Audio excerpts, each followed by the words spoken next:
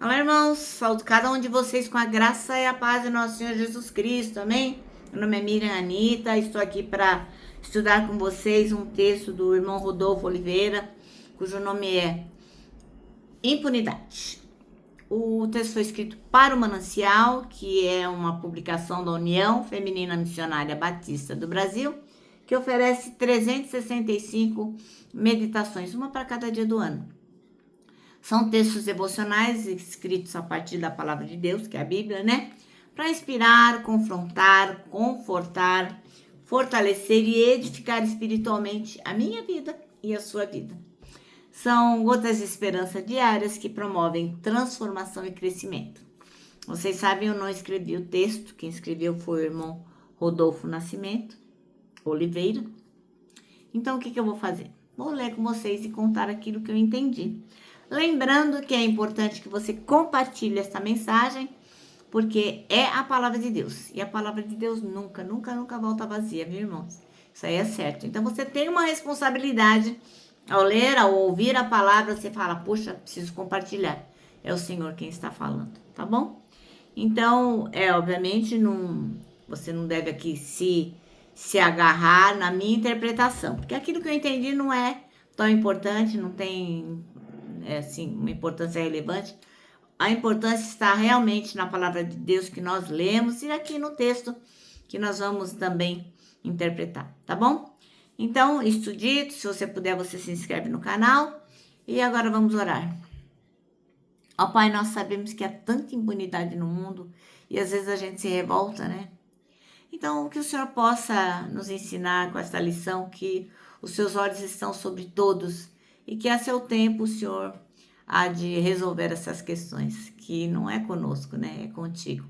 Obrigada por tudo, Senhor. Ensina-nos. Em teu nome, Jesus, que oramos. Amém. Meus irmãos, então hoje nós leremos Eclesiastes 8, de 10 a 14. São poucos versículos, né? Mas tem aí uma mensagem muito grande que vai mostrar a tensão entre a injustiça aparente e a certeza da justiça divina. Então, parece que elas estão ali, né? Tensas. Então, a gente vê que a impunidade, ela parece prosperar, né? Ela prospera por um tempo, mas não prevalece diante de Deus. O texto que a gente vai ler alerta que quando o juízo não é aplicado rapidamente, o que acontece? O coração da gente, se inclina a fazer o mal, porque acha, não pegou nada, né? Mas o texto reafirma que o temor de Deus é o grande e verdadeiro bem. Qual que é a estrutura do texto? O autor vai observar que os ímpios são sepultados com honra, frequentam lugares santos, são lembrados na cidade, mas que isso aí, tudo passa, tudo isso é vaidade. Quando a justiça não é aplicada de imediato, o coração humano se enche de maldade. Então, aqui é uma crítica à impunidade. Outra coisa é que mesmo quando o pecador repete muitas vezes o mal, ele acaba vivendo longamente, né? E aí o pregador vai falar que o bem está reservado para quem teme a Deus. Então, a gente só tem que ficar de olho, que mesmo que o pecador repita o mal muitas vezes e viva longamente, vai chegar o dia dele. O pecador, o ímpio, o malvado, ele não vai ter um fim legal. No final, ele vai se dar mal. Porque a vida dele é como uma sombra. Ele não teme a Deus. E o autor vai denunciar o quê? Uma aparente contradição. Isto é, os justos sofrem como se fossem ruins, como se fossem injustos, como se fossem ímpios. E os ruins, os ímpios, eles prosperam como se fossem justos. Mas isso é chamado de vaidade, né?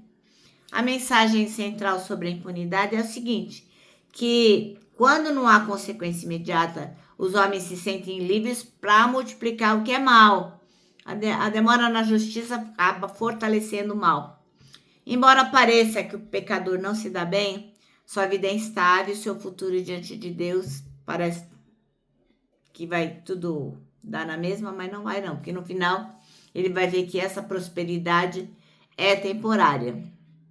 E é importante lembrar que o texto reconhece que os justos sofrem e os ímpios prosperam. mas chama isso de vaidade, ou seja, uma coisa que vai passar e que não tem sentido, por mais que a gente possa não compreender muitas vezes. Temos que nos lembrar que a verdadeira segurança e bem-estar estão em viver diante de Deus, não na impunidade humana, porque o temor de Deus é a chave. Como que a gente pode aplicar isso nos dias de hoje? Bom, na sociedade a gente tem que lembrar que a impunidade gera corrupção e incentiva a repetição do mal. É um chamado para os líderes, para os cidadãos, para nós buscarmos a justiça efetiva, não deixar isso para lá, não agir como se fosse normal, né? Na nossa vida pessoal, a gente não pode se deixar enganar. A gente tem que ficar de olho, olha para a prosperidade daquele que é mau e fala, não, eu só tenho que ter paciência, porque Deus também está olhando. Eu tenho que confiar na justiça divina e não querer fazer nada com as próprias mãos, ou ficar reclamando, ou se rebelando. E na nossa vida espiritual, lembrar que o temor a Deus é apresentado como um antídoto contra a vaidade da injustiça humana. Então, nós temos que nos manter firmes, porque o que importa é o que Deus vê em nós. Moral da história.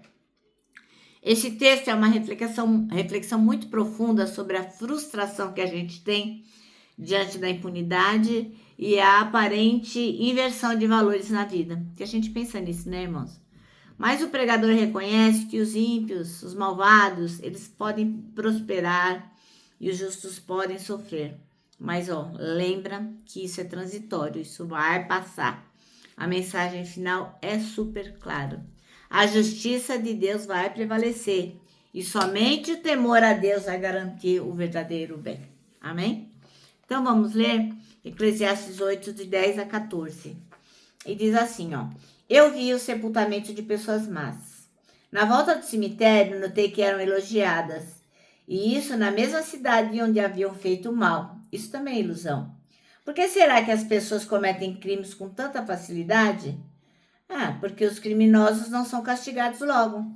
Um criminoso pode cometer 100 crimes e continuar a viver. Sim, eu sei que dizem, se você temer a Deus, tudo lhe correrá bem, mas não correrá bem para os maus. A vida deles passa como a sombra. Morreram jovens porque não temem a Deus. Mas isso não tem sentido. Vejam o que acontece no mundo. Muitas vezes os bons são castigados e não os maus. E os maus são premiados e não os bons.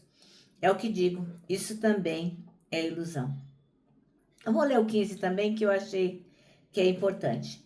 Por isso, eu sou convencido de que devemos nos divertir, porque o único prazer que temos nessa vida é comer, beber e nos divertir.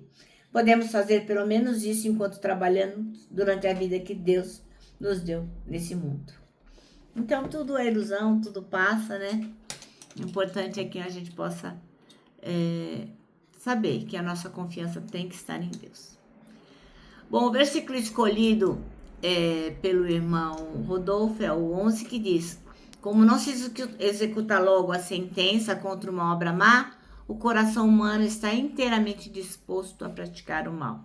É coisa do nosso coração, né? Bom, existem poucas coisas que corrompem mais o senso de justiça das pessoas do que a impunidade. Quando a gente vê uma impunidade, ai. Quem tem um senso de justiça mais assim acurado, mais atento, costuma ficar revoltado quando sabe que as pessoas cometem crimes e não respondem por eles.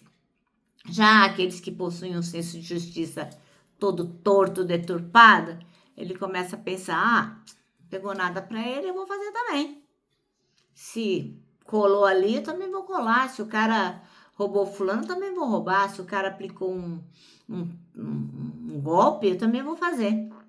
Mas é triste, né? Imaginar que a multiplicação dos crimes não castigados pode levar até aqueles que representam a lei a tamanho desânimo que passam a desacreditar da justiça. Não é incomum você ver pessoas do lado da lei falando, não tem jeito, o mundo está perdido, o Brasil está perdido. Bom, e na direção contrária, Jesus Cristo diz que os que têm sede de justiça são felizes, porque serão fartos. Então, continuar desejando que a justiça seja feita é uma das formas de não desanimar e não ser vencido pelo mal. Embora a justiça do nosso tempo possa se corromper, um dia todo o mal será impunido e toda a sede de justiça será saciada. Então, não desanima, viu, meu irmão? Não desanima, viu, minha irmã?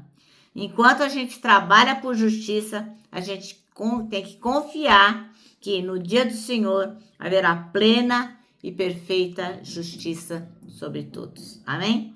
Bom, o nosso manancial termina assim, ó. Senhor, não nos deixe desanimar com as injustiças.